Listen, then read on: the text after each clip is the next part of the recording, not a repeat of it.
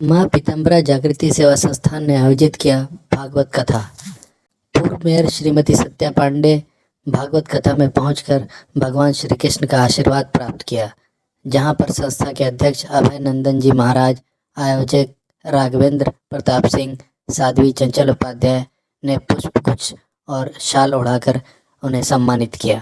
इस अवसर पर पूर्व मेयर सत्या पांडे ने कहा, आज के भागदौड़ भरी जिंदगी में भगवान का श्री वचन सुनने के लिए बहुत ही कम समय मिलता है और ऐसे समय में अगर लोग समय निकाल कर पहुँच भगवान की कथा सुने तो सारे पाप मिट जाएंगे और मनुष्य के अंदर एक सकारात्मक ऊर्जा उत्पन्न होगी।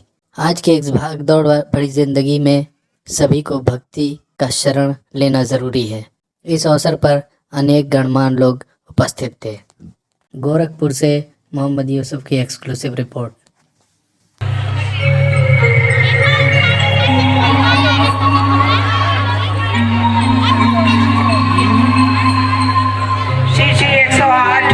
श्रीमद् भागवत कथा अमृतवर्षा महायज्ञ में उपस्थित सभी भक्तों का मैं स्वागत अभिनंदन वंदन करती हूँ, ढेर सारी बधाइयों के साथ, और उस पुण्य प्रताप के लिए कि जो आप लोगों ने कई जन्मों का पुण्य किया होगा, तब आपको कथा श्रवण का ये शुभ अवसर प्रदान होगा।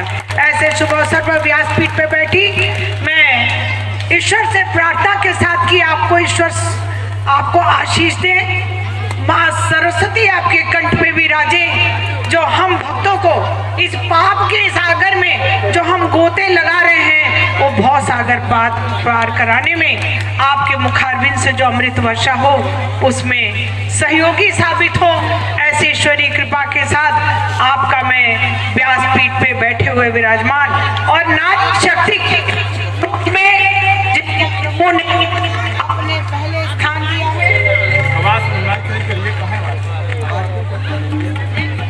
ये वाला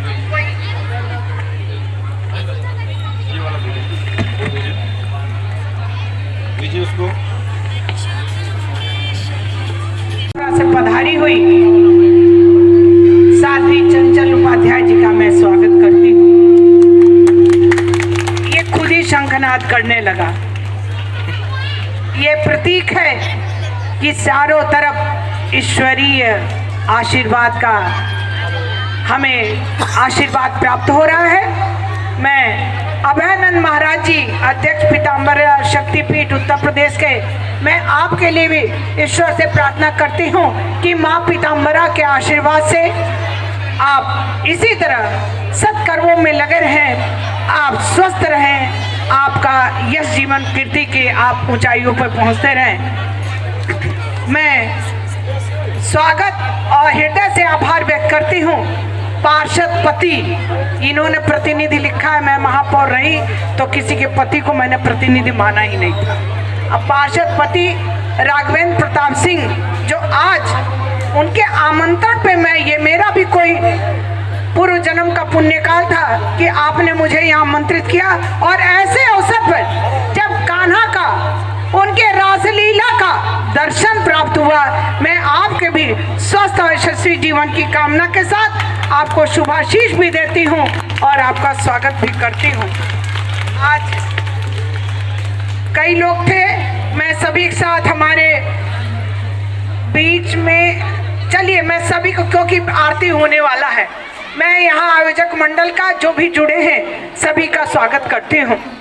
भगवान की जब बात आती है, जब ईश्वर की बात आती है, तो माँ जो शक्ति स्वरूपा माँ है, उनका अगर बखान न हो, उस माँ की कृपा न बरसे, तो संभवतः हम लोगों का पूरा जीवन सार्थक नहीं माना जाता है। मैं इस समय दो ही बात कहना चाहती हूँ, क्योंकि समय बहुत ज्यादा है और इतने अच्छे संगीत भगवान की लीला के बाद, माखन मिश्री का प्रसाद ग्रहण करने के बाद किसी को भाषण नहीं सुनना है।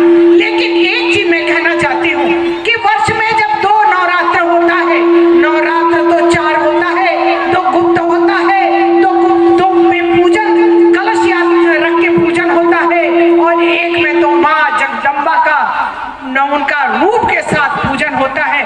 और मैं कहना चाहती हूँ कि 9 दिन की पूजा बहुत सुंदर गुफा है। अरे कन्हैया चलिए ना गुफाएं देखा, मैं अभी संत बैठे हूँ, इतने भोले सखा है। वो राक्षस था लेकिन सखा कह रहे कन्हैया की गुफा है। कन्हैया बचपन को चला रहे थे, सभी सखा आगे आगे चले गए। तो देखिए श्रोताओं क्या हुआ कि सभी सखा उस अघासुर के मुख में चले गए। और जैसे ही सखा जब अंदर घुसे तो एक सखा बोला,